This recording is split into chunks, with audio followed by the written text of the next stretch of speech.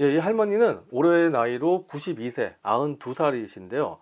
제가 6, 7년 전쯤에 만났으니까 그때 나이는 84살, 5살 요 정도 되셨습니다. 할머니는 제가 그때 만났을 때 핸드폰 요금을 내지 못할 정도로 굉장히 궁핍하게 살고 계셨어요. 그런데 아이러니하게도 용인IC 인근에 도로에 붙은 토지를 3,000평이나 보유를 하고 계셨던 할머니였던 거죠.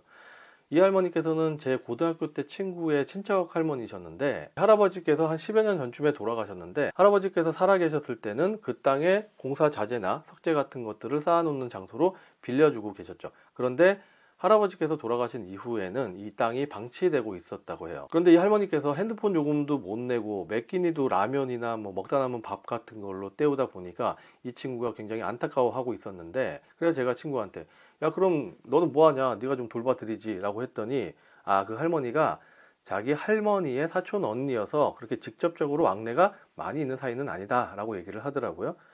그래서 제가 그럼 자식들은 없냐? 라고 물어보니까 아들이 하나 있고 딸이 둘이 있는데 그렇게 돌보는 것 같지는 않아 라고 얘기를 하더라고요. 그래서 제가 그 친구한테 야, 용인IC 인근의 도로에 접한 땅이면 안 돼도 평당 한 2, 300만 원은 될 텐데, 그러면은 한 60억에서 90억 정도 될 텐데 핸드폰 값을 못 낸다는 게 이게 말이 되냐? 라고 했더니 그 친구가 그 땅을 자식들한테 물려줘야 된다고 안 판다고 하신다 이렇게 얘기를 하더라고요. 그래서 제가 그 친구한테 굳이 땅을 팔지 않더라도 뭐 누구한테 빌려주고 지료를 받을 수도 있지 않냐, 네가 한번 가서 한번 말씀을 드려봐라 라고 얘기했더니 그 친구가 자기 어머니하고 같이 방문을 해서 할머니를 설득을 했대요. 그랬더니 할머니께서 그래, 그럼 네가 한번 해볼래? 라고 얘기를 하셨다고 합니다. 그래서 그 친구와 제가 여기저기 이렇게 돌아다니면서 결론적으로는 중형 마트를 하는 업체하고 연결을 시켜드렸어요. 그러니까 지료를 받는 거죠. 이 금액은 지료를 2%로 하게 됐고, 감정 가격이 평당 200만 원 곱하기 3,000평 해서 감정 가격이 60억이 나왔고, 지료는 60억 곱하기 2% 해서 1년에 1억 2천만 원, 그러니까 한 달에 1천만 원으로 계약을 했습니다. 그런데 제가 요즘에 이 상담을 하다 보니까 이 할머니와 유사한 분들이나 아니면 이렇게 될 걸로 예상되는 분들이 굉장히 좀 많이 계신 것 같아요. 그런데 정작 본인들은 자기 얘기인 줄 모르더라는 거죠. 자, 그게 어떤 분이냐면 이 현금 흐름이 없이 아파트나 이 고가의 부동산을 깔고 앉아 계시는 분들이에요. 은퇴를 하거나 은퇴에 임박해 있다면 반드시 현금 흐름을 만들어야 되는 거죠. 자, 며칠 전에 이 40대 초반 남자분과 상담을 했는데 이분은 30대 초반부터 부부가 맞벌이를 하면서 굉장히 열심히 살았더라고요. 돈도 많이 모았고, 그리고 여러 가지 부동산 투자도 했습니다. 서울, 수원, 부산 여러 곳에 아파트와 분양권을 한 7개 정도를 갭 투자를 했는데 2017년도부터 매입을 하기 시작했기 때문에 지금 같은 급락 시기에도 마이너스가 난 물건은 하나밖에 없었어요.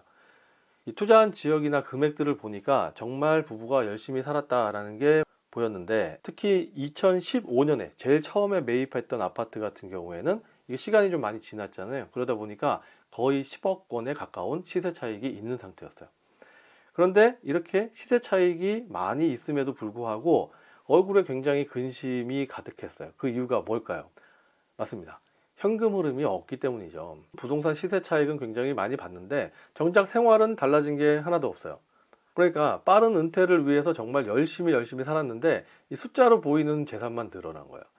그래서 제가 이 현금 흐름을 만들려면 가지고 있는 아파트나 분양권들 중에서 최소 3개는 매각을 해서 현금 흐름을 발생시킬 수 있는 수익형 부동산으로 옮겨야 되지 않겠냐라고 얘기를 했더니 이렇게 얘기를 하시더라고요. 매각을 제가 했는데 매각을 한 아파트나 분양권이 내가 판 이후에 올라가면 어떻게 하죠? 라고 하시더라고요. 그래서 제가 그게 걱정이 되면, 그게 아쉬우면 그냥 갖고 있으면 됩니다. 현금 흐름은 포기하시면 되죠. 라고 했더니 그러면 은퇴를 위한 현금 흐름은 어떻게 만들어요? 라고 물어보시더라고요. 그래서 제가 현금 흐름을 만들려면 가지고 있는 아파트나 분양권 중에서 최소 3개는 매각을 해서 수익형 부동산으로 옮기셔야 됩니다. 라고 했더니 다시 또 그 매각을 한 아파트나 분양권이 내가 판 이후에 올라가면 어떡하죠? 라고 하셔서, 그래서 제가 다시 그게 아쉬우면 그냥 갖고 있으면 되죠 라고 얘기하면서 현금 흐름은 포기해야 됩니다 라고 얘기를 했어요. 계속 반복되는 거죠. 무한 반복이 되는 겁니다. 그래서 제가 저의 사례를 얘기를 해줬습니다. 2004년도, 그러니까 제가 34살부터 이 경매, 급매, 공매, 뭐 분양권, 기타 등등 정말 열심히 몇 년 동안 부동산 투자를 했고 또 돈을 모아서 7, 8년 뒤쯤 2012년도, 13년도쯤에 1년 반 동안 그동안 모아놨던 부동산들을 거의 매각을 다 하게 됐어요.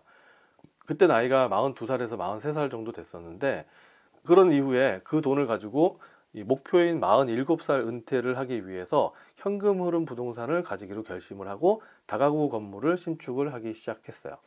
근데 제가 이 다가구 건물을 이 매매로 안 사고 신축을 왜 했냐 하면, 제가 이 다년간 경매 투자를 하다 보니까 이 정상 가격 시세, 그러니까 웃돈을 주고 부동산을 사는 것은 정말 못하겠다라는 거죠. 그리고 또 제가 전공이 건축이기도 하니까 신축에 대해서는 다 아는 것들이었거든요. 위치 좋은 곳에 건물을 3개를 보유를 하게 됐고, 월세 수입이 대기업의 임원 월급을 훨씬 초과하는 것을 확인한 이후에 퇴사를 한 겁니다. 은퇴를 한 거죠. 그런데 마침 이 친구의 나이가 제가 가지고 있던 부동산을 정리를 하기 시작했던 그때 나이와 비슷했었어요. 그래서 제가 했던 방법을 알려줬어요. 제가 20년 넘게 부동산 투자를 해보니까 이 부동산 투자 초기에는 시세 차익을 봐야 하고, 그리고 40대 초반 중반이 넘어서는 그 시점까지 모았던 자산들을 한데 모아서 현금 흐름을 만드는 방법이 최고라고 생각을 합니다. 이 수백억, 수천억의 자산보다는 한 달에 1,000만 원, 2,000만 원, 3,000만 원, 이 돈이 일을 하지 않고도 발생되는 것, 일하지 않고 돈을 버는 게 훨씬 정신건강에 좋은 것 같습니다.